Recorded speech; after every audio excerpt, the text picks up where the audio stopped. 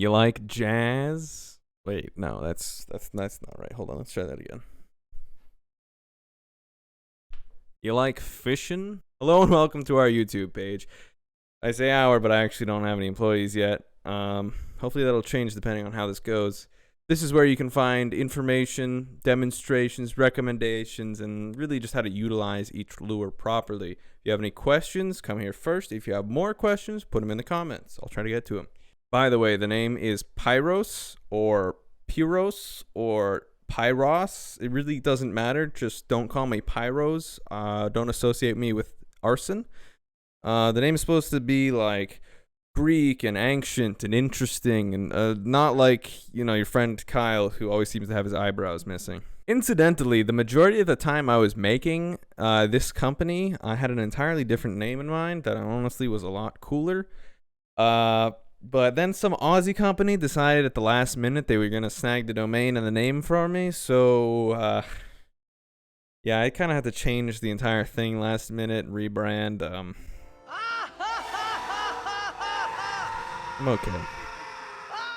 So anyway, today I'm going to show you my current products and have a quick chat about them. I'm not going super in-depth into them because I'm going to have videos that specifically more in-depth look into each one. Instead, I'm just going to go over the general design philosophy and explain why I did the things the way I did and why they're better than all the other manufacturers' lures. Please don't contact me, other manufacturers. It's just a joke. It's just a joke. Please, I don't want to get sued. Anyways, let's take a look. Now, as you probably immediately notice, they are very shiny and have a lot of intricate detail. Thanks for noticing. I agree. Now, most people use wood to make their lures because it's buoyant and shock resistant and all those nice properties they have in a lure. But we don't do that here. We make the entire lure out of the clear coat because if it's the strongest part of a lure, might as well make the whole lure out of it, right? This gives a lot of great advantages, like for instance, the paint never rubs off because there isn't any. They are way stronger and hold a tremendous amount of weight. I'll be doing some strength testing videos that'll be coming out soon, so like and subscribe and all that good stuff so you don't miss it. Hit the bell, YouTube stuff. Last time I tested these, it got to about 600 pounds before my ratchet strap broke, so I actually don't know exactly how strong these are. I'm gonna try to get a stronger ratchet strap or some other mechanism to test these, but it is strong enough that you could pretty much lift an entire tuna out of the water with it as long as the hooks could hold up. So that's pretty good. That was on an older design that I actually don't sell because it just wasn't good enough, but these ones should be just as strong. So again, look out for that video. When I did hit 600 pounds, the most that ended up happening was that the through wire bent out just a tiny bit and deformed. And that was it. They did not break. So back to what I was saying about the epoxy. Because the whole thing is made out of it, it is very scratch resistant and wears slowly and is very hard.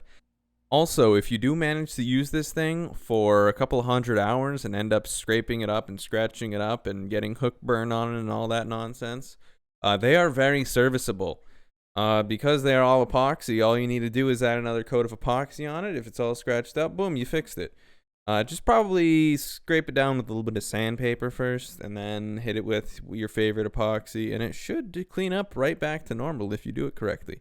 I am not responsible for your bad arts and crafts. Do not return your lure if you mess it up. Maybe I'll do a tutorial video on that eventually. Keep an eye out. It must be stated, these are not incredibly shock resistant. If you whip it at a rock, it's gonna break.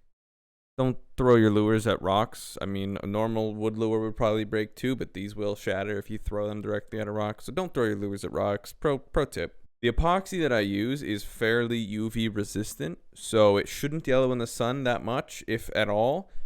Just don't store them in the sun and you should be okay. So enough about the epoxy. Let's talk about the through wire. I use 2mm stainless steel for each one of my lure designs currently. It is very robust, corrosion resistant, and very strong. I've never even seen it close to breaking before. Now internally, which you should be able to see on some of my less opaque lures, each side of the through wire is soldered to itself to create a nice closed loop to prevent the one that got away from getting away. Now we're still talking about fish here. This isn't going to help your love life. Well, unless you're maybe buying this for your husband or your wife, in that which case, I can guarantee that this will help. Maybe. That felt wrong. Now, all of these lures are 10mm eyes in diameter. If you do manage to pop one out somehow, they are easily replaceable. You might not get a perfect match depending on where you try to find one, but they do pop right in, and if you glue them down with a little bit of epoxy, they will look as good as new if you're good at it. Now remember, each one of these is wholly unique. There are many lures that will share a similar color scheme, but because of the manufacturing process, the figure and the patterns with each lure will never be exactly the same. Because of this, I put a label on each one of these that I write by hand, and I have put an identifying number attached to it. So keep that in mind if you care about that kind of thing, if you're a collector. It's also just good for resale. Not that you'd ever want to separate with one of these fantastic baits, but you know, it's there if you need it. Now, because these are more or less homogeneously weighted, they don't have any lead in their belly, they are actually lead free. I had to make some novel and very difficult design choices to make these perform the way that I want it to. So for instance, this one that I've been holding up, the surface streamer, it has a very large fin on the top, while still being able to have that slight popper mouth that lets the water cavitate around it while hugging the top of the water column, and just barely not breaking the surface. It really sticks to the surface very well. This helps it create a very nice bubble trail with that cavitation that comes around it. You'll see that in some footage right here. And for this one, I had to figure out how to make a good popper with a lure that doesn't float.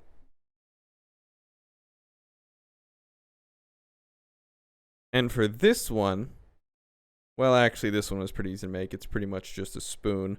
But it's got a gorgeous action. And take a look at the other YouTube video that goes more in depth into this. To take a look at that. And for this, oh no, that one's not out yet. That one's not out yet. As you could probably guess, these aren't the only lures that I made. Most of them were complete failures, like this one. Man, gorgeous lure, but doesn't work at all. Yeah. And this one, that was my first prototype. Yeah, I don't want to talk about that one either. Man, I made heaps of these, and I didn't even test out to make sure they worked. It's just pure hubris.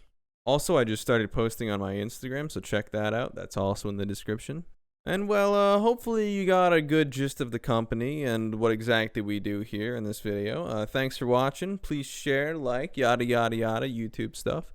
And excuse the satiric attitude. It really does mean a lot. Please do like and subscribe.